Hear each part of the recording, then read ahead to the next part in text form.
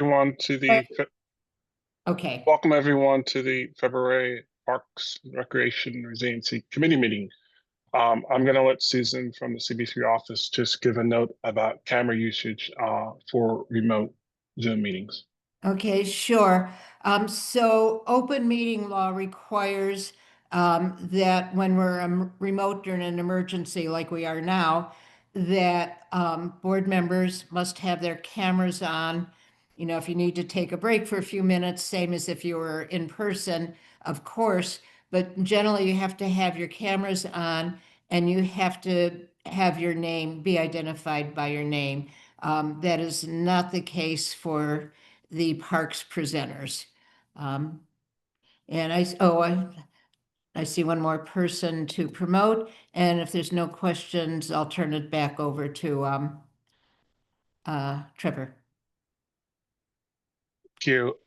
If there is anyone in the attendee list who is either a presenter or I think I've got all of the committee members and they have not been promoted to panelists, can you please raise your hand?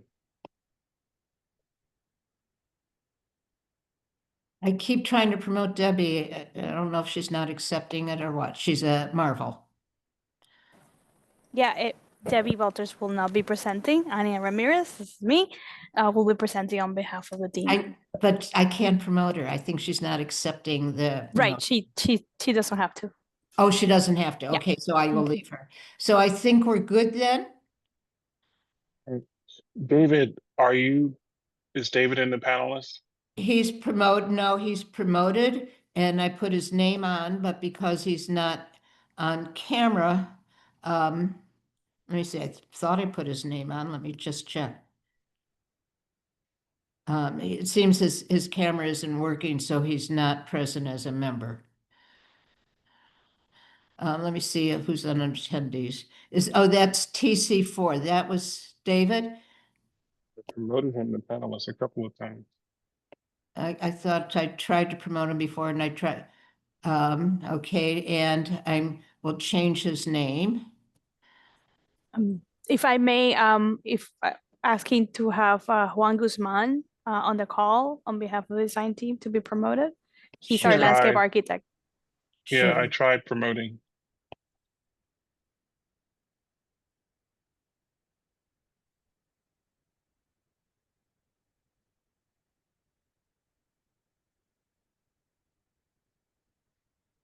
Right, I believe that's everyone. If there is anyone else, I'll try and keep an eye on the attendee list so we can promote them as panelists, but we're going to start now.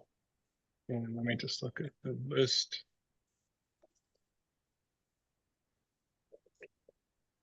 There you go. The minutes are deemed approved unless there are any objections. Oh, All right. Also, if you're David, my camera's not working. I still slash to it. I try getting to operate. It doesn't operate. Okay. Just to note that if your camera is not on, I'm not going to check it diligently, but as for committee members, it must be on for the entirety of the meeting, with exception of breaks or you want to step away for a second. Brian, let me try one more time. Okay, go ahead. Sorry, me, go ahead. Kate Webster, sorry, Kate. She raised her hand. I'm trying one more time to come in.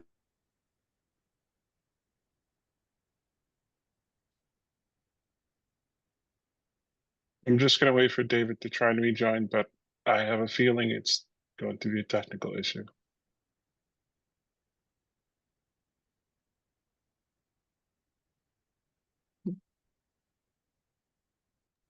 He came in again, but no camera. Okay, I'm going to start. Brian, if you want to take attendance. Yep. Trevor Holland. Present. Ryan Gillum present. Carlin Chan. Yes. Here. Valentina Jones. Valentina Jones. Here. Daisy Paez. Zachary Thomas. Present. Kay Webster. Present. Tyler Rodet, Present. Diane Lake, Present. David Adams. Can you say present? Is he here? This camera must also be on. Sorry, does that mean if the camera isn't on, does that change how I record his? Unfortunately, yes. Catherine Freed, Present. Nancy Kong, Present. Daniel Tano, Josephine Daniel's- Velez, Go ahead. Josie. Say Josie, Yep. here. Roger Manian. Present. I'm sorry, did you say something about Daniel? He's not here. I was just confirming Okay. that he's not going to be here. All right, great. Thank you. First up, and I don't know who in the panelists, but we're going to do the Parks Manager report.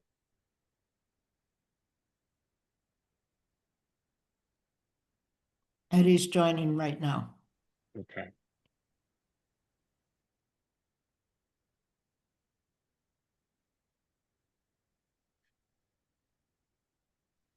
Hi, can you hear me? We can now. Yes. Hey guys, how's it going? I don't know if my video is working, but sorry if you can't see me. Quick update. We met yesterday. Did see a lot of everybody. Saw a lot of people on this call. We saw them yesterday. Talked about Sarah D. You know, as I mentioned yesterday, we are back to normal operations. You know, a lot of the snow with the warmer weather has been melting, but we've been, going around the district, plowing, salting. This upcoming weekend, I shouldn't say weekend, on Tuesday, we do have the Chinese New Year event within Sarah D. Gonna have beautiful weather. It's saying 50 degrees, so hopefully it turns out to be a beautiful day. I will be on site for that event. And that's all I have. Like I said, we're just back to normal operations. We're picking up all our garbage. Bathrooms are open to the public. And like I said, if you guys have any questions, by all means, please feel free to reach out. So we're going to go to committee members to, if you'd like to ask a question, can you please raise your hand?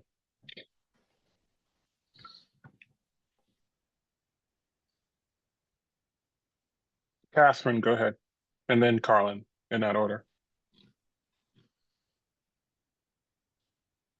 You're muted, Catherine. Muted. Sorry about that. I thought I unmuted okay. it. Anyway, so it's my usual question about PEF officers and getting the police into the park, particularly that I know there were some calls made because there were some homeless guys who were living in the park on some of the really, really cold days. And, were there people out there, or can we get people out there just to, check out? I think one guy was living in the handicap bathroom. No, most of the during the snowstorm, bathrooms were closed. We didn't have anything open because of the conditions. We did have NYPD Parks Enforcement were out in the parks doing checks. As we mentioned yesterday, we did have Goddard represented as well. So, but there is an active PEP and PD presence in the park. How about they are East River? East River as well. East River as well. We do have PEP and PD at all locations. Any specific location, East River, or are we just specifically Well, looking as at I said, 342? somebody had told me that there was a homeless guy who was basically staying nights in the handicap bathroom. If I could At East say, River? Then East River. At East River? Yeah. We didn't get any reports on our end about any homeless at East River. Most of our homeless are either at Tompkins or at Sarah D. Reports that we got, we didn't have any homeless at East River, at least on our end. so if I could just add, they should absolutely call 311. Someone will I be. think they did. Okay, well then they respond to all of those. They either respond immediately or transfer to 911. They're really very immediately responsive to that. Okay. It's just that there is a problem getting into East River. Yes. Well, with all the construction going on, there's only, so many entrance points that you can get to East River. But as Susan said, though, if there are any homeless or NYPD has also a new system where if you call 311, part of their Q team, they have 45 minutes to an hour to respond. Susan, if I believe that's correct. Okay, thank you. You're welcome.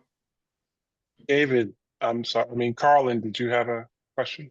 You had your hand raised. Well, it's actually a little request kind of, Edwin. I hold an annual event at the Sarah Roosevelt basketball courts every May. Fine. And I've been trying to get a hold of Stacy. It's, I sent the application and the paperwork in about a month ago. I spoke to her on the phone, but I guess she's very busy. But can you, if you happen to bump into her, can you just ask her? No, of course. I was with her the other day. I mean, our focus right now has been we've been working with Steve on the Chinese New Year event at Sarah D. So a lot That's of our next focus. Tuesday. Yeah, it's on Tuesday. But like you said, we had a couple of site visits with Steven at the courts. But are you the applicant? Yeah, I'm the applicant. Okay, I will. It's sort of like a grandfathered event, but the thing is, if I don't get the approval on the permit, I can't be inviting people 2 days. If I get the No, of permit course. 2 days I before the event. will look up your application tomorrow and I will call I will give her a call. Thank you. No problem, Colin.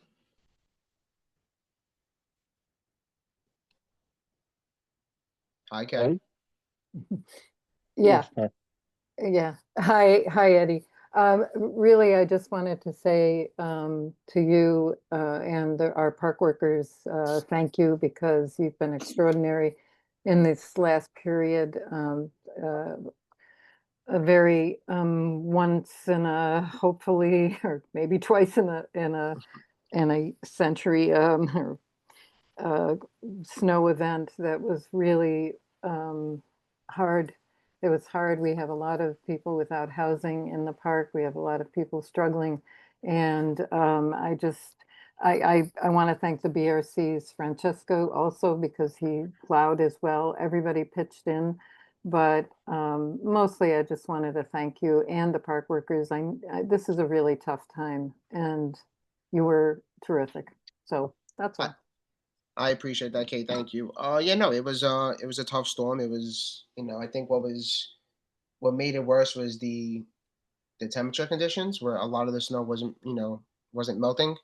But no, it was a joint effort. Us, sanitation, MTA, we all worked together, and hopefully, we have warmer weather coming ahead. So hopefully, we don't see any more snow. Knock on wood. Thanks. Another question. I see that, Tommy, you have your hand raised. I'm going to allow you to speak. I hope you can keep this brief. We generally try and keep this session to committee members, but since I'm only seeing one question, go ahead. Thank you. I want to follow up on what Catherine said because I was the person who noticed and called in to 311. There are still no PEP or NYPD in East River Park.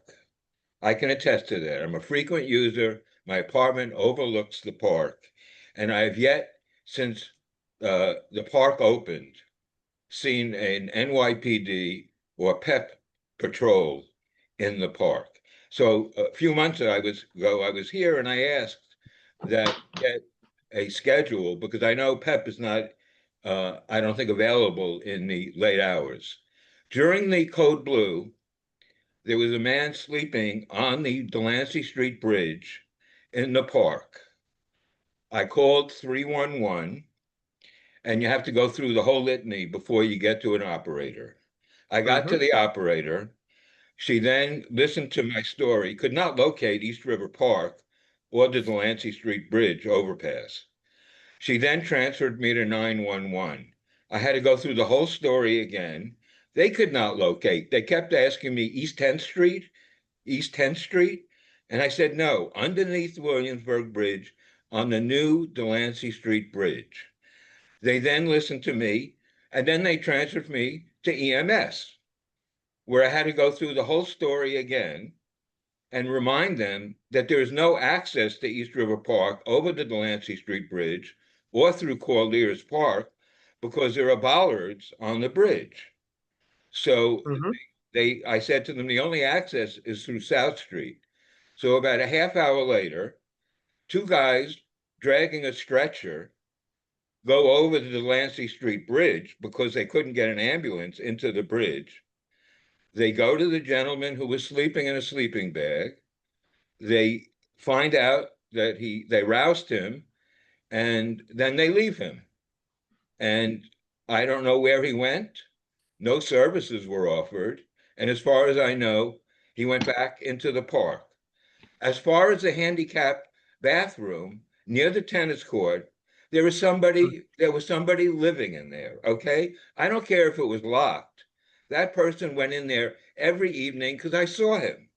Okay. Tom, let me do this because you're the 2 points I want to give chance to respond. Well, I just want to ask, can we please get a report or somebody from PEP and the 7th Precinct to come to this committee, which I asked for several months ago, and Let's do explain this. what the Let's do this. patrol. I'm going to give you a chance to respond. Go ahead. So I get the frustration, Tommy. Like, yes, we do have limited access to get to East River Park. As far as NYPD and EMS not knowing how to get into the park, I can't answer that question. I can speak to the South Pep captain and ask what his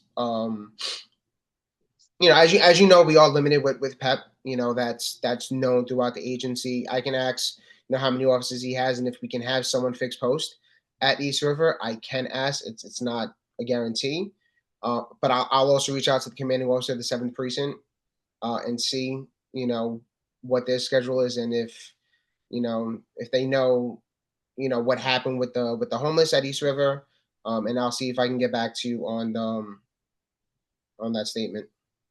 Could I add to that, Trevor? Before you, because I want you to explain what happens with 3 and 1, because somebody can refuse services. What is the bathroom in that location you're talking about locked, or is it? I mean, is someone breaking in, or is it locked? The bathroom, the handicap. That's from my understanding, that bathroom's locked. I don't if someone's breaking in. My staff is not reporting it, but I can definitely go. That'll be my first thought tomorrow morning. I'll go check the bathroom over there and see if the lock is broken, if anybody's living in there. But nothing has been reported to me. Okay. For purposes of this meeting, because we could go on and on about every particular park issue, Mhm. is there a way for Tommy to reach you so that this doesn't become a recurring theme every single meeting? Absolutely, Tommy. I'll give you my cell phone and my email. I can put it in the chat. Can I also Okay. Yeah, go ahead, respond? Susan. Okay. Go ahead. So this is actually, our job and what we do. I think Tommy knows we have interagency meetings once a month. We have the police there, we have parks there, we have homeless outreach there. We specifically talk about these incidents. If I know I'm going to put this on the agenda, I can have PEP there. We can make arrangements for entering the park. But I would ask you, please don't wait for the committee meetings. It's not even really a parks issue. Parks is involved in the issue. But if you let us know, we'll be responsive. And that is the kind of thing I can guarantee you, I will be all over. It is true that the responders, homeless outreach responders or the police are limited in what they're allowed to do. If the person seems lucid and seems to have warm clothing on, they cannot force them to come out. They can call, again, if they do think the person is vulnerable and in danger, they have to call 911. They actually have a clinician that will assess the person. But people are very, very conscious of it. And please let me know. I'm going to tell you, it's one of the things I care most about. And, when we have with everybody in the same room, Eddie knows this, when we have meetings with everybody in the same room, we can really deal with these problems very productively. Thank you. So Thanks, Susan. I see 3 more questions. And I'm just gonna reiterate, especially to committee members, that if you see something going on in any park to East 301 for a lot of different reasons, just for the fact of recording an issue. And, you know, if the problem continues, I mean, we aren't really supposed to like discuss service issues here, although we do, but that goes to CB3 office. That being said, since Diana hasn't spoken, I'll go to her first, then Josie, and then Catherine, and then we'll wrap this up. Hey, Eddie, just to clarify, that Mhm. bathroom near the tennis courts, that's not like a, in a building yet, right? That is a Yeah, no. porta-john, Mm-hmm. right? Okay. So it can be locked, but it's not necessarily as secure as a building. Is that fair? Correct. So the only restroom that we have the restroom at Pier 42. Mhm. But then if you go to East River, we have our M&O, like our operation trailer, and then we have like a Mhm. bathroom for the staff with other porta potties, but there's no actual Right. bathroom structure there Okay. yet. All right. Thank you. Thanks, Diane. Josie, you're next. Hi, Tommy. Did you go to the community council meeting to put this complaint in? So he's in as an attendee, so you really can't ask him questions because we're not like Oh. live. But Oh. you can suggest that he attend the community council meetings, correct? Okay, so that's what I would suggest. Okay, sorry. And they have meetings every second week of the month, every second Wednesday of the month. Thank you. Catherine? Yeah, I mean, not to belabor the point, but I brought the same thing up again about the problems, some of the problems with the police and if the 7th precinct and if they're coordinating, and the idea of maybe having a committee meeting with the precinct as well as with the parks so we could go over some of these things. Is that a possibility? I mean, as I said, I brought it up for 3 months, I think 3 meetings in a row. And there seems to be a lack of communication or something, that the problems with getting into the park or communicating seems to be a problem. Susan, are you aware of this issue? I didn't, no, not all of that they were, I wish I had, my meeting was last Tuesday. Mhm. But I mean, these are service delivery issues. We Right. have coordinated meetings whenever necessary. I am on the, speak to the 7th precinct constantly. I speak to Eddie constantly. So if we know the specifics of a problem, we will get everybody, it'll get resolved. Okay, so I'm going to ask Catherine to coordinate with Susan because this is a Okay. service delivery issue. Right. If it goes But beyond I that, have mentioned this several times before with some of the problems, because the problem also comes up with the 7th precinct not being able to get into the park when there is a problem in there. no, understood. And I don't know what the response of the CB3 office is, as opposed to discussion at a committee. Those are 2 different things. Well, I will definitely take it up with Susan. I did not bring up, and to be honest, I don't remember the issue of the police not, you may have told me, I really don't remember it, but if you could. Yeah, we'll please talk. Okay. That's fine. Okay, let's move on. The next up is. I'm sorry, Go ahead. Trevor. Tommy, I don't know if you can respond, but I did put my email and my cell phone in the chat. Like I said, if there are any issues parks related, please, by all means, I always answer my phone. I answer my email as quickly as possible. But I'll also coordinate. Like I'll speak to Susan and I'll speak to the 7th precinct as well, as long as with our parks enforcement regarding conditions at East River, specifically East River. Okay, thank you. Thanks, Trevor. Next up.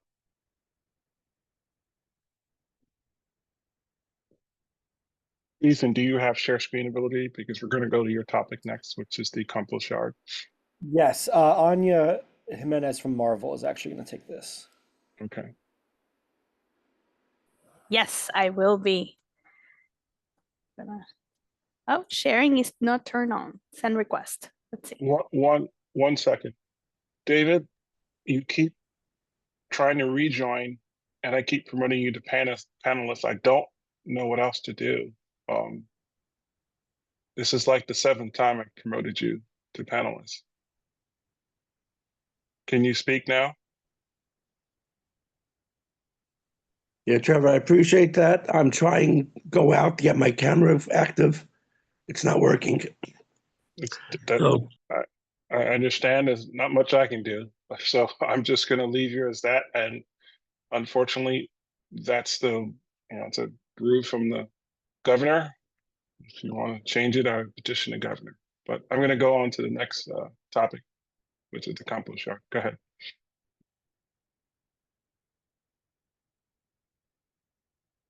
Anya, you're muted. I'm going to.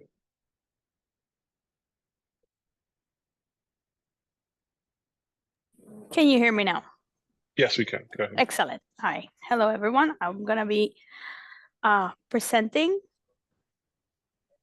the updates to the compost yard and educational building at the East River Park. Last time that we met you guys, we was on October 16th, and my colleague Debbie Balters presented in person. It's really, I understand it's the first time you saw like sort of the design of the project, and there were a few comments that were discussed throughout the evening. Here is a short summary of what our takeaways, and sort of go back and try to answer with our updated design, and then discuss some of these items which were included. I'm gonna go through the list for the record. Compost yard operations and active versus paved areas. There were some questions on that. We will address them during this presentation. The odor mitigation for compost activities. There was a question on solar panels and shade on site, as well as location, capacity, and management of the education and programming of the building and the site. As a reminder, we come here to present this project and request a letter of consent or as part of the PDC process of presenting the updates of the design. Anya, just for clarification, we will be writing a resolution after this presentation. Excellent, thank you very much. Okay, so I'm gonna try to go at a quick pace, but in an effort to give some time for questions. So if a question doesn't get addressed right away, there will be time for that. We're here until you feel satisfied and you have enough information. A quick reminder of our goals, which are basically shared with the park at large, which is to have a strong connection to the park and the community, to be accessible for all, to foster an outdoor-indoor connection. The nature of the facility is, it's about that. That every aspect and every corner of this project needs to be educational. And it must be durable and resilient, because that's really the intent of the project at large. We are just really a little part and essentially the last piece of the phase for this project. I understand there was a little bit of confusion and clarity on where the location of this site was. I hope that I can address it in this presentation. Pier 42nd, if you're familiar with the location, and that compost yard is really that last portion that there was a temporary bridge that is no longer there. That's where the staging for the project for the at large was located. Right now, if you now are more familiar, Corlears Hook Bridge, now it's in place, and the site is really south of the amphitheater. I'm gonna say south for the argument's sake. Geographically is slightly different. Now I'm gonna go ahead and address some of the compost, which was a question that you guys all had. My colleague, civil engineer Websley or Boosley, it's going to be presenting this portion. Websley, go ahead. Thank you, Anya.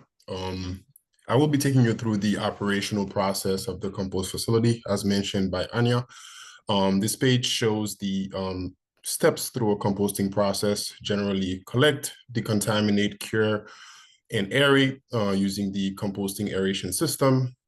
screened, and then the compost is ready and tested to be distributed or used. You can go towards the next one, Anya. Thank you. I'll be going a little bit more into each step here. So as you can see, this diagram depicts the process and how it relates specifically to our site. The compost is received, and then the feedstock is inspected, removing any contaminants, including plastic, metals, or anything foreign into the mix. Then the compost is mixed with a bulking agent to achieve proper moisture and airflow. Then the mixed compost is then moved into a pile over the aeration floor, over the bunker, which is shown as number 3 in the diagram below. Then there's a cover, a breathable cover that is then applied onto the system. The cover retains heat and moisture, helping with faster processing time and also reducing odor and vector emission for the site. Then the forced aeration is then blown through the pile that's included under the same bunker. The blowers apply oxygen to maintain aerobic conditions. Then the active composting phase begins. Once that's done, the compost is then moved into number 4 on the diagram. That's where the curing starts. Then the compost at that stage is cured for a certain amount of time and then moved into the next phase, which is then screened. The screening process helps in stabilizing the compost and preparing it for use. After that phase, then the compost is then tested to meet composting requirements before then it is then distributed and used on the project site. Thank you, Websley. Thank you. We have gone through some of the steps here, and I think it's going to go a little bit clearer on the site. I know that some of you might be familiar from what we presented in October, and essentially has remained similar in kind, not big changes. I think that the graphics that we're presenting are going to give even more clarity to what you will be having at the end of the park here. As again, we worked on a diagram to respond to connecting the waterfront, not just having a yard that was sort of at the end of the park. The spirit is to keep the waterfront all continuous. So just kind of envision it as a link to the park, having an educational component and a compost yard. You can see a little bit of the diagram evolution here. And for clarity of security, there is a path that is meant to be public, part of the park, open throughout the year. And then there is a component that is fenced off in order to, do the compost activities and educational facility. And this is a diagram that explains a little bit of how that is organized on site. A little bit of the landscape for those that are curious, which it will play later into one of the questions that you had earlier on shading. A little bit of the distribution of how the elements work, and at large, that's the park and how it all ties together. Site plan. Hopefully this is a little bit clearer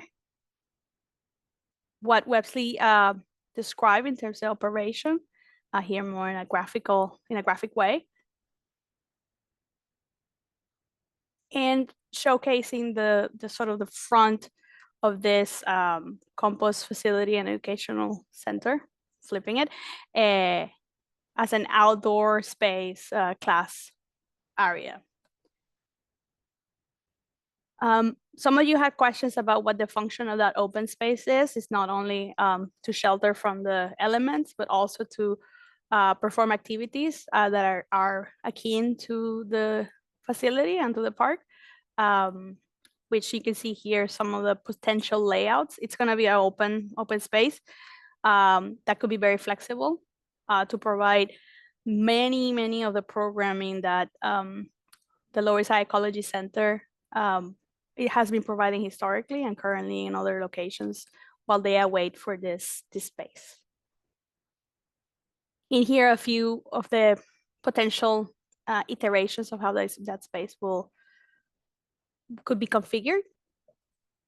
using a chair as a sort of like a for scale. And then I believe that last time there was the project was still in the process of getting more final.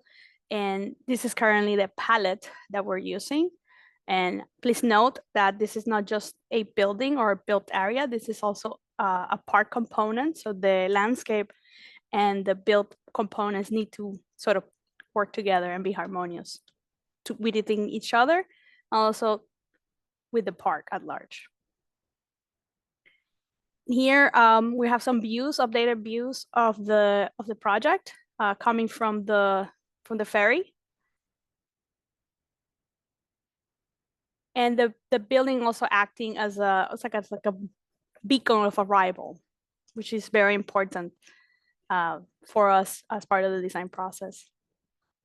Getting a little bit closer, you will see that there's some seating opportunities outside that are meant to be open the same time that the park is open. I think some of you commented that there may be a need for more shading opportunities. Currently, we are showing somewhat a reduced amount of shade, artificial shade, I would call it. And that is because we wanted to keep like a safe and secure vantage point. So everyone in the park don't feel isolated when they're utilizing this area.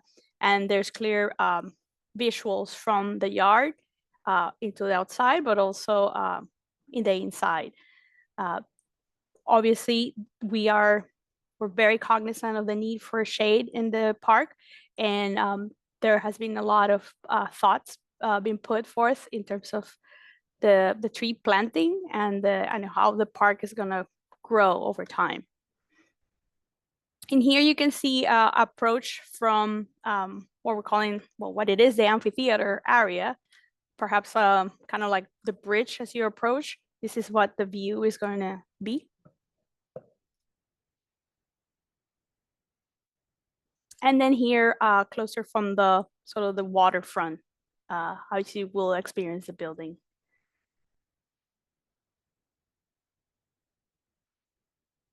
So that's in a nutshell what we will be working towards. We will be submitting for PDC shortly towards the end of the month for final review on in March. We have here folks from Parks and DDC that might be great at answering some of the timeline questions that you might have. One thing that I have not addressed and I want to address now is there was a question about solar panels during the process. Just confirming here that there was initially the scope did not call for them. So budget has been very, very constrained. So we're trying to do the maximum with the tightest, the smallest footprint. And another consideration just to keep in mind that the output of a potential PV in this area might not have been sort of the cost benefit would not have really play out in advantageous. So that's, I think, one of the reasons why it was not pursued further as part of the scope. I think that in general, I've tried to cover most of the points that came up during the last meeting. And maybe if DDC or Parks would like to take the lead and anything that needs to be added at this point.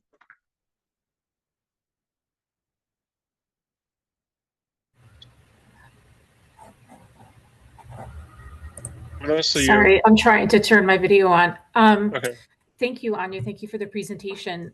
I don't have anything specific to, I mean, maybe we should go to questions at this point, unless there was something specific that you wanted me to speak to. I think we're ready to answer questions and.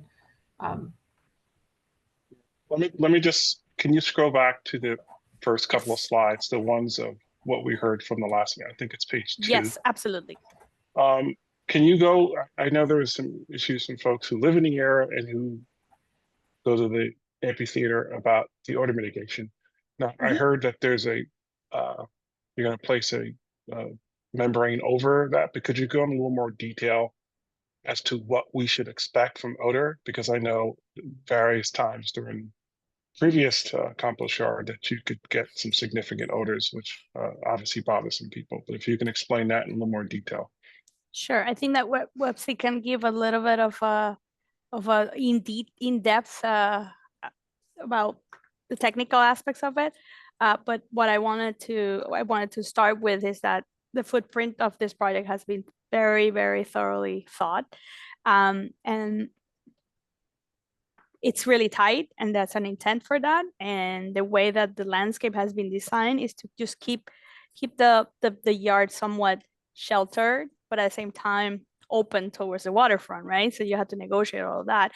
We'll be having planted berms towards the sort of residential side, beyond FDR. So the sort of the layout of the yard has been thought with that in mind. That is not only the only things that we're doing to mitigate the potential odors. We're also talking about more innovative ways. I mean, that I will leave to Leszek to see how the sort of the mix of the elements are happening. But what we're aspiring here is also to provide shelter bays and pads that are further from FDR side in order to site place them in the most appropriate way. Website, maybe you can talk about how the system works. Yes, thanks, Anya. Yep, the odor is typically brought up as an issue with these systems, but the compost, the covered aerated static pile system maintains odor control in a few ways. Number one, just the physical barrier of having a cover, semi-permeable cover above the pile, above the active pile, really helps mitigate the odor on the kind of a barrier level. But then, just the increase in the aeration into the process and having the oxygen go into the pile, the consistent and controlled delivery of oxygen with such a system, or covered aerated pile system, really help optimize the microbial activity and really reduce odors with those systems. These systems, the covered aerated static pile systems that control the air that goes into the pile, they're really known for use within urban areas. That's a main kind of benefit of having those systems. They're really contained. They help in also like vector control as well, because they're basically embedded into a concrete pad, basically removing the opportunity for burrows. So all that, having a physical barrier completely encased during the active composting process, which is when the odor would be expected, help mitigate the odor, and then the introduction of controlled oxygen into the system really help minimize the odor during the active phase of composting. One more note to add is that this is a sort of like a cutting edge technology when it comes to composting. So this is not what it was there before. This is like Webster was saying, it's a new system. It's something that it's more advanced. Thank you.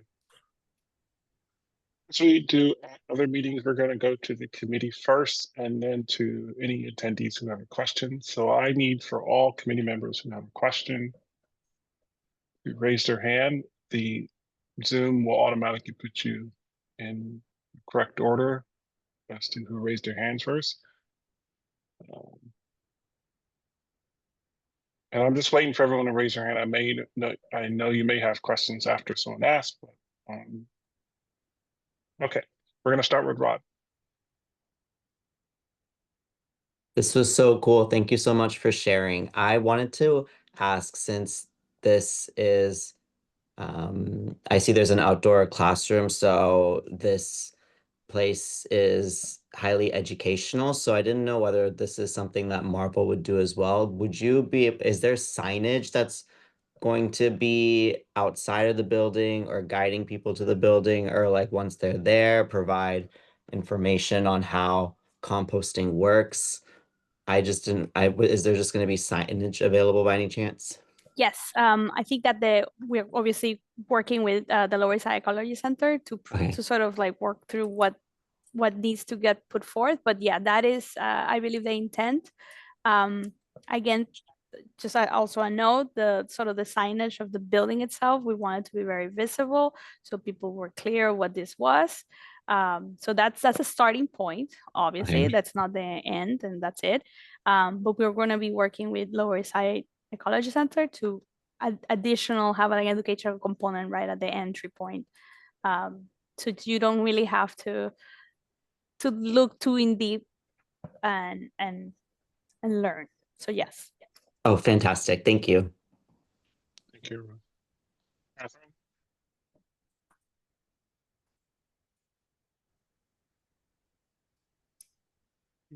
Catherine? Oh, didn't hear you. I'm sorry. Sorry. Yeah, I have kind of a stupid question. Exactly, where do the composting materials come from? Oh, that's a good question. Which obviously we're the architects, so we're sort of working with the program of how things come. Maybe that's something that Melissa or anyone from Parks could answer in general terms. Melissa? Did we lose them? Oh, let's see. We'll find someone to answer. Hi, everyone. My name's Eric Ilyevich. I'm a director with the Department of Design and Construction, and Melissa, I think, is rebooting and will join in a second. But it's my understanding that we will continue, or we, the city parks, will continue to work with LESIC to identify neighborhood-sourced portions of the compost, as well as parks scraps or parks clippings from maintenance and upkeep of the park. So grass clippings, leaves, branches, bark from the park itself, which is a great opportunity for East River Park. Good. One of the reasons I was wondering is because since the city has instituted composting, I was wondering how much was actually coming from city compost, because most people will be composting in their buildings. Will there be any kind of programs that will work with the surrounding apartments to use the compost, or is that not part of the program? I think if Melissa's back, I could think, the relationship between Parks and LESIC is developing as that decision was made, since this design has been developed as well, or the construction in East River Park. So we'll continue, I'm speaking on behalf of Parks. Parks will continue to work with LESIC to identify those sources. So as that information becomes available, we'll let you know. Okay, because of course there are lots of high-rise developments right across from the park, including the one I live in, so it might be handy. Absolutely. All right, we'll follow up. Thank you.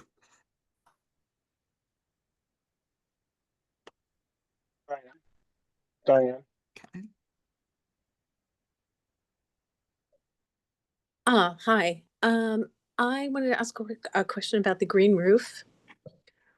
So is the green roof something that the public can go up to the roof and see it, or is it more just kind of a feature of the building that LESIC and Parks will maintain? Start from the back. I think Parks and LESIC will be maintaining the green roof. Mm-hmm. The really cool thing about that roof is that there is a great change. You can start seeing it here, but when you're coming from the bridge, you can start seeing significantly more from the green roof. And obviously, when you're across the street in some of the buildings, you can see a lot of it. So the answer is there will be more visibility because this is a lower point. Mm-hmm. So the second answer to your question is no, it's not accessible. And that's because we're obviously trying to keep the budget very tight. The principle of design is to have access to all. So that would mean that you would have to have an elevator or a ramp, and that becomes a little bit more challenging due to the tightness of the site and really the purpose that the building is serving. But by no means it's sort of out of the way in terms of the view vantage point. So that's why we decided to keep it very simple, but it is visible in many areas, from many directions. So I'm assuming you mean it's visible if you come across, like, say, the Corliss Hook Bridge. Mm-hmm. Okay, all Yep, right. you're going to be able to see it. Mm-hmm. Thank you. I don't live down there, but I'm sure Catherine and her neighbors will appreciate the view. All right, thank you. Okay. Thank you, Anya. Really spectacular work. And I wasn't here the last time, so this is the first time seeing it. It's quite impressive. Especially given the delicate condition of our environment. So it seems pretty comprehensive, but Trevor, I'm kind of wondering, since I wasn't here last time, if there's a chance to hear from the Lower East Side Ecology Center, their thoughts tonight. So that's one thing. And the others, Anya, is it possible that at some point in the future, given that solar panels are becoming so inexpensive, at least in China, that we might be able to incorporate those? I think I'm understanding that you couldn't in this project, but might that be a possibility in the future? Well, I cannot speak for parks. Go ahead. No, well, Eric will love it. Give us your wish list. we are trying to keep this in a very somewhat cost-effective way, right? There has been a lot of tax dollars that have come into this park, and we wanted to deliver something that is feels civic, that everyone feels that it represents them. So obviously there is some trade-offs on what that means.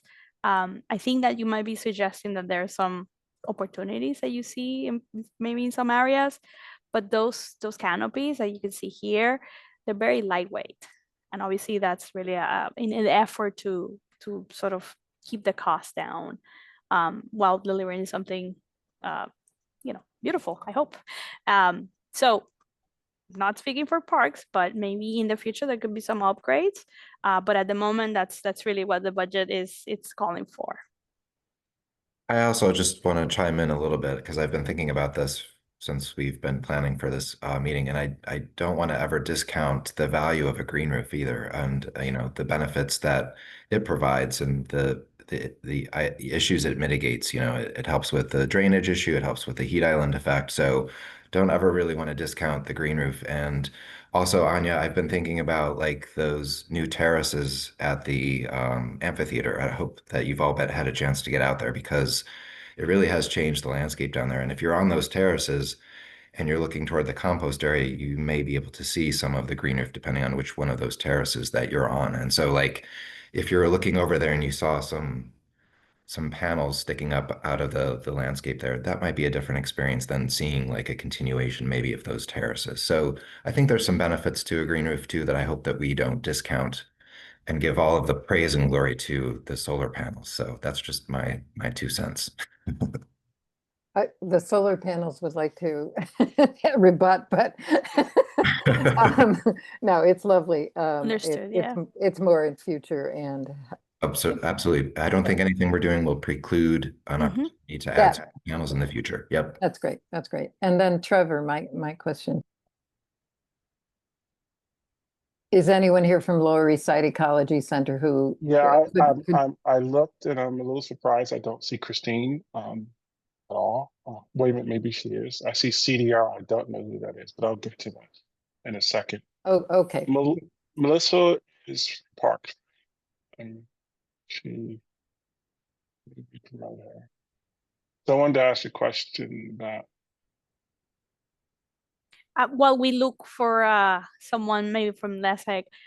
We met with them at the end of the year. As you might imagine, this project is going very quick in order to sort of deliver the full park to all of us, really. But so the design, what you see here, they have already seen. You can always confirm with them naturally. But everything that's been worked through here, it's been under their advice for better operation of this educational center. Okay, Ethan, you had a comment? Yeah, I was just gonna request you to promote Melissa if you were able to. I tried, she declined, but let me try again. She's having some technical difficulties. Okay, now I'll Thank be you. rejoining.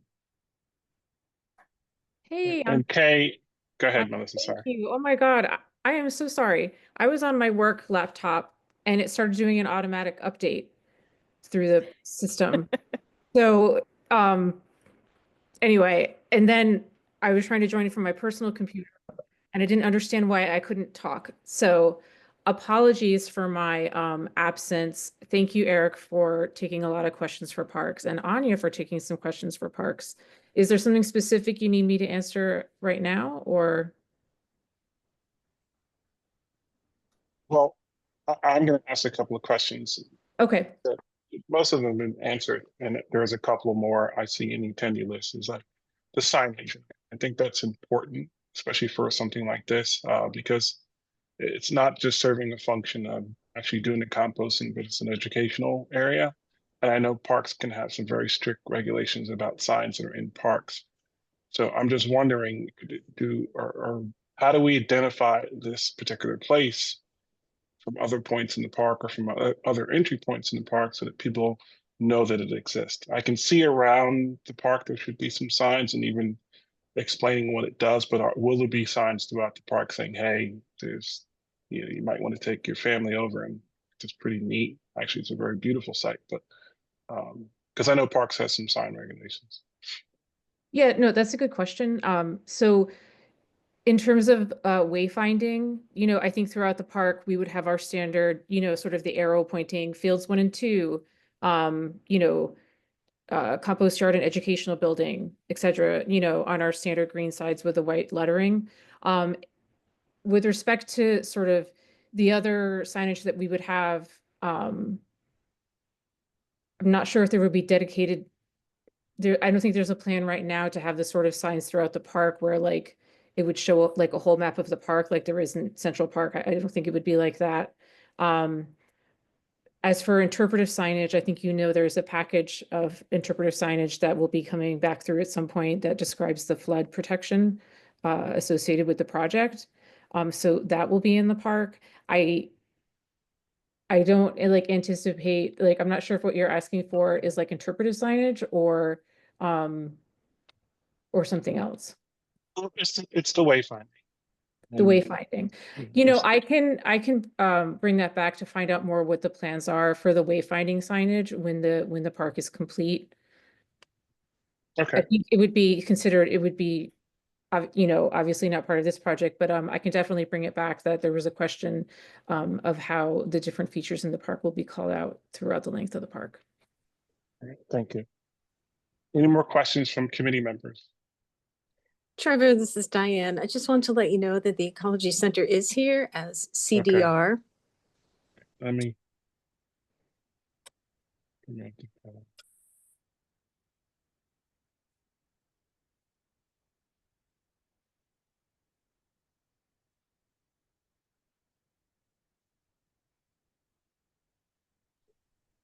I do have a question. Can I just jump in this silence? Yeah. Which is, are the educational programs open to the general public, or are those going to be programs that are just like for school visits or at special times? I'm getting confused about whether the compost yard is actually open for people to walk into, like say Saturdays and Sundays, or is it really just opened up for, sort of groups that are booked in advance? So I think you have asked the question at the right time because Christine from LESAG is here, and maybe she could be given access to speak as part of the attendees, so she could possibly answer that question. We are obviously very optimistic that yes, that could be the case, but I won't speak for her. Yeah, thank you. And thank you for promoting me to a panelist. I'm very happy to be here tonight to share our excitement about this facility that's finally getting on its way of being designed by Marvel, which has been an amazing partner in this journey together with Parks, of course, and DDC. And to answer Ryan's question, and I think you will appreciate it as somebody who runs a non-for-profit, we are always limited by our resources, not by our intent of what we really like to do in the community in terms of programming. So I think there are a lot of compelling reasons why the site is fenced in to protect the building and the assets in there. But of course, we want to really invite the community to come in.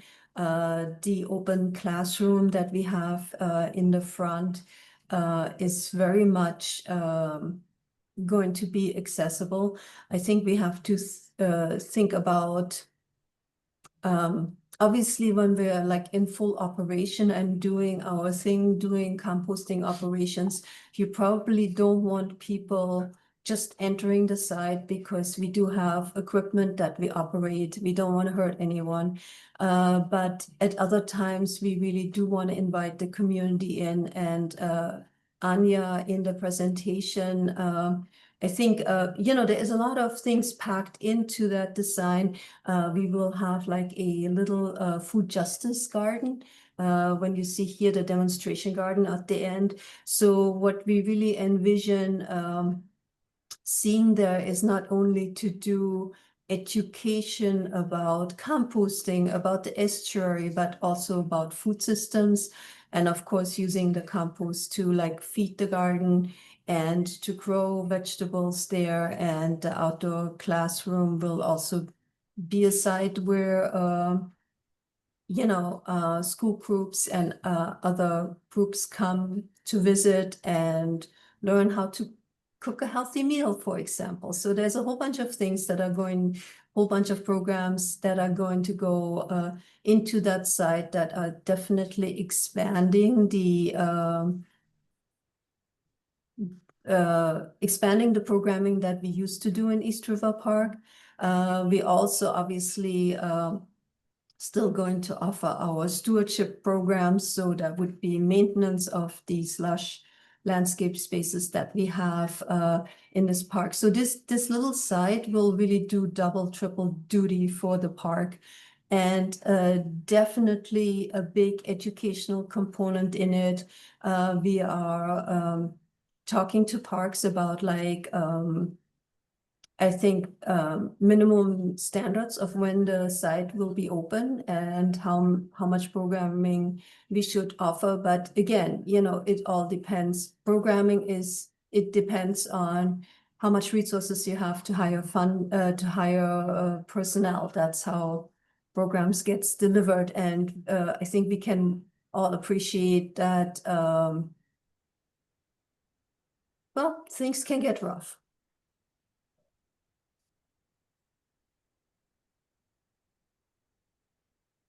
But, of course, we're hoping they're going the other way and we will have very robust programming there that will really add to the community's health.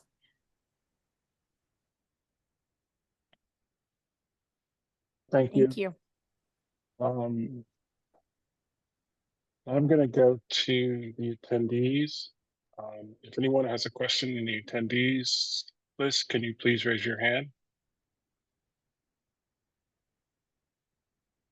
I see two. I'm going to go with Frank first, and then Tommy, you're next.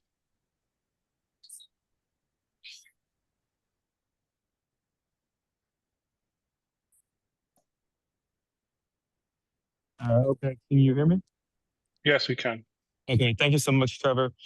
First off, just to thank the community board itself, parks, DDC, everyone involved who is just really bringing this to the finish line and fought for this. And it was really great to hear Christina just now.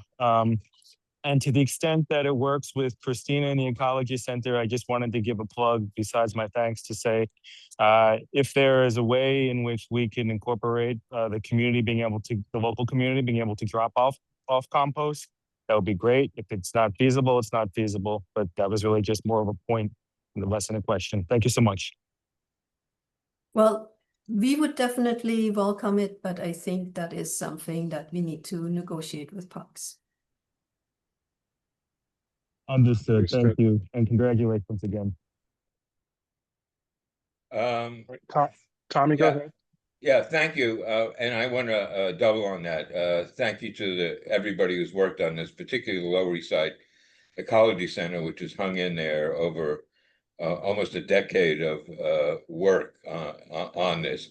I have one question, because the visual I see, there are multiple tree groves, and the trees we've gotten in East River Park are basically saplings. The trees I see in the diagrams are very mature trees, years old. Do they represent what we're going to get? Or are we going to get the same saplings we have in the rest of the park? Good news. We have our landscape architect on the call. Juan, I think this one is for you. Yeah, sure. Hi, everyone. So, I mean, what we're showing in the rendering right now is obviously many years from now. I think on day one, we will get some trees that are smaller, some trees will be bigger. We're making sure that we're planting a variety of sizes. But also just to make sure that there's shade on day one, we're making sure that we're providing umbrellas, as you can see in some of the other renderings, so that that can provide shade on day one. So what we're seeing in the rendering is, many years from now. But I would say that on day one, you'll see some trees that are larger than others. And then they will cast shade. But again, you can always sit under umbrellas as well. That will be part of the public space. So it won't be a bunch of saplings. There will be a few that are more mature. Yeah. Thank you. I want to ask the question to Parks. This is related but not related. The umbrellas that you're using, I know that we've looked for shade in other areas of the park, and it's been somewhat of a challenge. So, Melissa, is this an opportunity, whatever shade they're using or whatever umbrellas they're using, that we can use in other areas of the park? Because obviously it met some standards. Yeah, so the umbrellas that are proposed for the gathering area, the public area outside the compost yard, and also in the yard near the demonstration garden as well, are the same umbrellas that are in the park now. It's the same, the detail, the same, specification. So those umbrellas are planned like throughout the park, from the compost yard all the way up to the, the north end.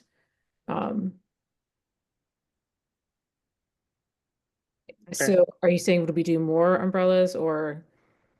Well, we've had several discussions about shade in this park and at Pier 42. It's just been a challenging discussion about adding umbrellas, but I didn't want to talk about that right now. Just wanted to I know there's a couple folks in the committee who have asked and have been through walkthroughs regarding shading, and we know, even though that I umbrella. think, I'm sorry to interrupt you, Trevor, go ahead. Because they're here, it's not as difficult as we may think it is to put shade of an umbrella in other parts of the park. Right. So I guess you're saying there's like you would want the quantities to be increased beyond what's already in the contract and being constructed. I think he's referring to other areas. Yeah, other areas. That's why I said I didn't want to go too deep Gotcha. into that. I'm Yeah. just saying I'm seeing umbrellas here, so we Yeah. know. So the umbrellas you see here, they're currently installed in East River Park. Gotcha. Yeah, and they will be installed in the north end of the park. And also, I did hear from Therese Flores, who's the regional manager of the area. I understand there was a letter looking at ways to explore temporary shade. Correct. Yes, so that is something that is, that Parks is looking at through the M&O side. Okay, thank you. Trevor, there is conversations with our Chief of Staff, Steve Simon, and our Deputy Chief, Max, regarding shading in other areas of East River Park. Okay. I'm not seeing any other questions. So we're going to do this. We did write a draft resolution. I have some edits I'm going to make. Ryan, are you able to share your screen, or I can share my screen if you can't, but I'd like to be able to do edits on the fly. Hmm. Yeah, let me see if I can share my screen.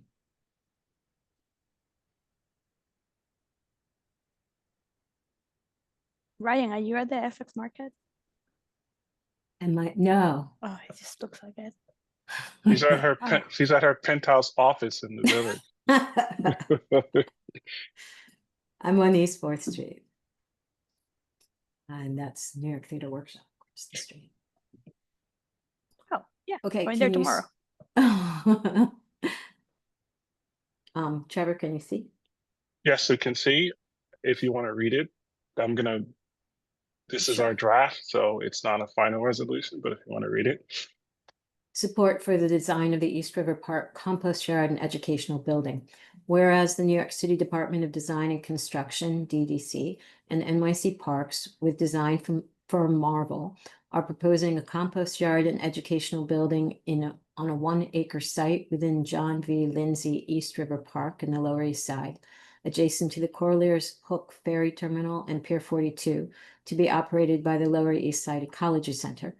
And whereas the facility will process organic material through a covered aerated static pile composting system with 4 covered aerated concrete bays designed to control odors, protect groundwater, and support heavy equipment, while an educational building will provide an outdoor classroom, demonstration garden, office, kitchen, and green roof for public programming.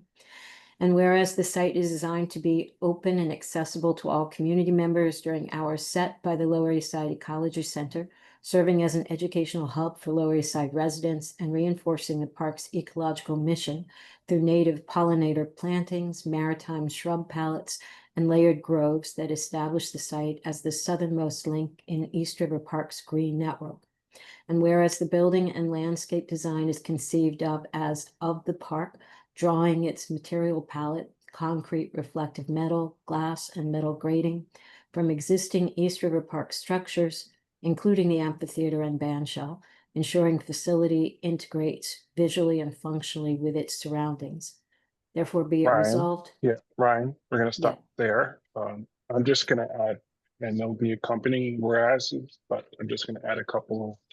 But one, I think it's important, and it will read, whereas Community Board 3 has long supported accessible community-based composting and environmental education as core public benefits for the Lower East Side, and recognizes that the community has worked for years to ensure that composting would return to East River Park as the park is rebuilt and restored.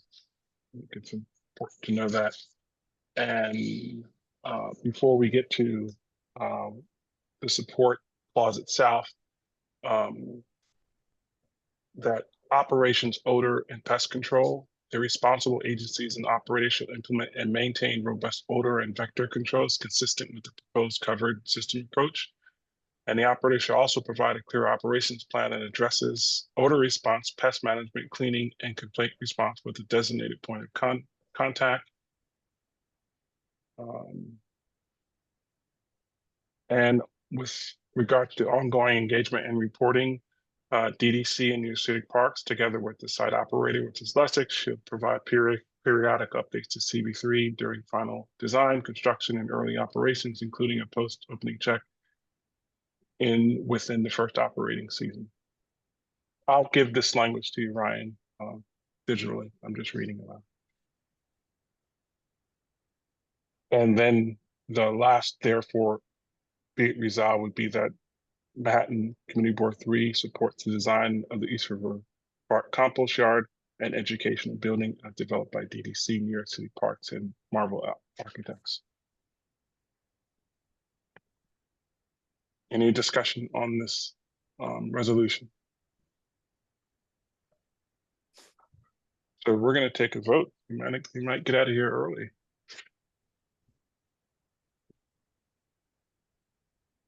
Are we taking roll call vote? Yes, we are. Can I stop the share? Yes. Also, and I don't know if you mentioned, it should have been on this sheet, John. I think it's last. I don't have the attendee, John Neich, Neich. He's a new No. committee member. No, it's not on my sheet. Okay.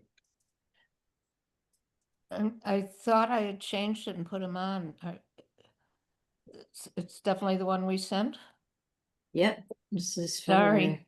That's Very okay. sorry. I thought I had checked that. Well, Should I add him? yes, ask it, see if he's here. I don't know if it's either an attendee or. John Nisht? Sorry. Are you talking about John Neidick? Yes. Yes. Oh, I just recognized the name, but I didn't know he was on the committee. Neither did we, because he hasn't shown up in 2 weeks. But so, Yeah, it's John Neidick. NIDEC? I think it's Uh, NIEDICH. Is it IE or EI? Either, yeah, I'm not sure. we have Oh a. yeah, I because have One of his Diane, those you would two. say It his really name. doesn't matter. Yeah. All right, we've Brian, got we him have on his. now. We've got his correct spelling. So let's go through the vote Okay, Trevor to Holland, support. Yes. Ryan Gillum, yes. Carlin Shan, Yes. Valentina Jones, Yes. Daisy Paez, Zachary Thomas, Zachary, Yes, sorry, I couldn't find the button. Yes. no problem. Kay Webster, Yep. Yes. Tal Rodette, Yes. Diane Lake, Yes. David Adams. Oh, he's In absent. absenteeism, yes. Catherine Freed, Yes. Nancy Kong, Yes. Daniel Tano, Josephine Velez, Yes. Rob Ramanian, Yes. John Neidick. Neidick. Okay, we're done. Right. Thank you, and thank you, Parks, Marva Alvitex, DDC, and any other. Well, Christine, for the presentation and for answering the questions. For those who have been here a while, this is a long time coming, so it's nice to see this finally get to the point of an approved resolution. But thank you once again. We still have one more topic, committee members, but Thank you very much. Thank you. Thank you. Thanks, everyone. Thank you. I'm just going to give a second for them to sign off. Our next topic, and we're going to keep it brief, is the one of the things we're doing to help pass along knowledge from those who will no longer be on the board, and for those who are new or who are joining. Carlin, go ahead. Sorry. Yeah, I had asked the borough president's representative at the last full board. The clock started at 2019, so we're 6 years into a 10-year. We'll allow 5 terms. So I don't think any of us are term limited next year, or the following term. It's 5 terms, 5 consecutive terms, right? And the clock started at 2019. So we're 6 years in. There's 4 more years. I wish. Susan, are you still on? Yes, I don't have the list in front of me, but some people will be term limited starting next year. I think what Carlin is saying is, how could that be if it's 5 2-year terms and it started in 16? I don't remember the date. I don't remember that, but I think you should probably take that up with the borough president's office. Okay, because I think the vote to change term limits was during the last Bloomberg administration, if I remember correctly. I don't. When was the 5-term? You know, guys, we're not going to resolve this now because we don't have, the law in front of us, and it's preparing, what you want to talk about now is preparing for it. Carlin, I'm sure we can all find that out. I'd like to see a list of exactly who's not going to be here, because I believe the borough president's website, does anyone look there? I believe it might be. Yes, I have looked there, and it tells you who's on the board, when you were appointed, and when your last term can be. It does say when your last term can be, or does it just say like if you did a 1 year or 2 year term, does it just say that's the end of the term? Exactly. It doesn't necessarily say you can't apply anymore.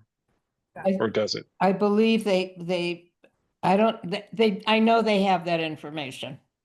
Whether it's on the website, we'd have to check, but I know they have that information. I think we might want to ask somebody who could. Yeah, really. Because we all need to know, and a lot of us are pretty sure we're term limited. And I agree. It's just not a parks issue. It's a board issue. And perhaps ask them to report it at the full board. All right. So if you want to note that in the minutes, I think that's some critical information. I just thought that, well, I know my scenario, so it doesn't matter if it's not. my term is up. We'll ask them to explain it at the full board. And not only to explain it, to I think people should know. And I don't think everyone knows, because the website is confusing. The borough president doesn't necessarily get back to you. There isn't any language. We're just assuming based on what we've been told. And well, I think it's been 8 years or 10 years. So if we can get some clarification for the entire board, that'd be very helpful. Yeah, that's why I said it at the full board. And I think you'll see a change now with the new borough president as far as people getting back to you. Sure. I have noted it for them. I see Tal has raised his hand. Apparently he's going to the website and gotten fresh information. On the website, if you go to manhattanbp.nyc.gov/community boards, and then you click on the very last link on the bottom of that page, which is community board demographics report, it will show you the term limits for every Manhattan community board member, and you can control F and find your name. And it's for 2-year terms, which is why it starts hitting in 2027. Okay. Problem solved. Thank you. Oh, so it's 2-year term. It's not the full, what is it, 15 years? No, Josie. 10 years. It's 5 terms, 5 consecutive terms. 10 years. It's 4. 4 terms. 4 terms. One second. It's 4 terms, Carlin, of 2 years. But if you want to take a look at your particular situation, he just outlined where to find that information. David, let me move you again. Oh, you're here. Could you put that link into the I wish somebody would send it. chat? Send us the link. It's Manhattan Borough President.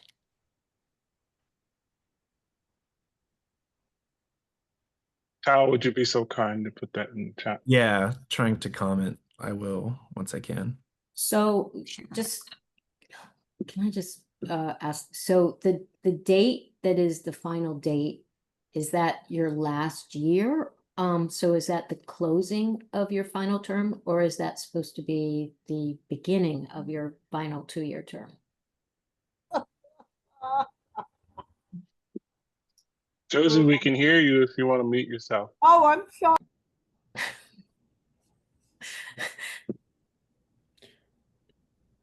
Okay, so maybe that's what full board could. Sure.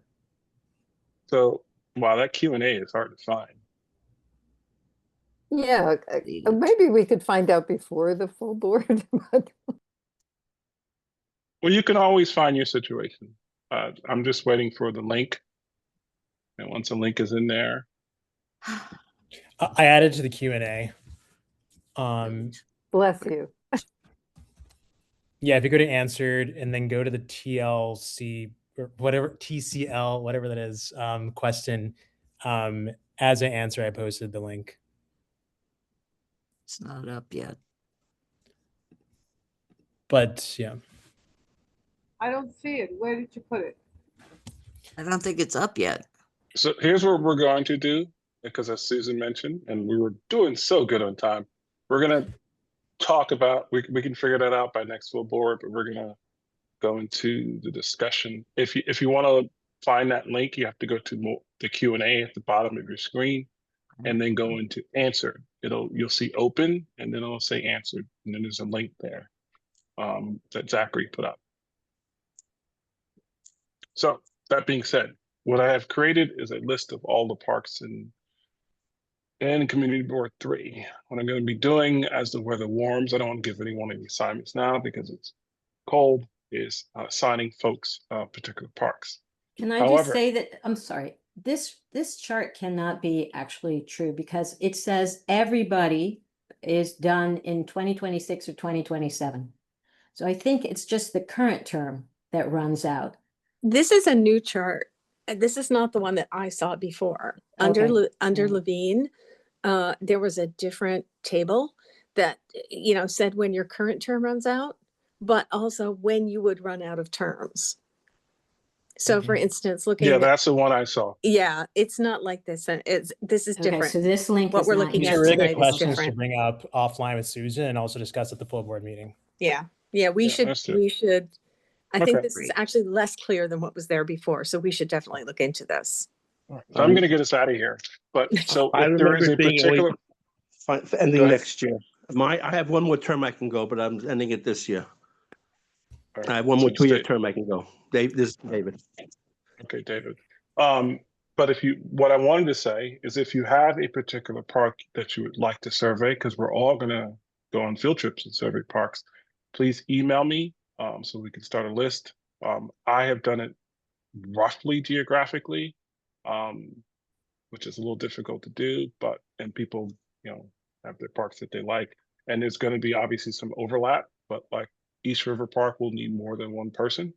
Obviously, some of the smaller parks don't. You can take 2 or 3 smaller parks, but if you have a particular park you're fond of, and the park itself, please email it to me, and I'll start that list.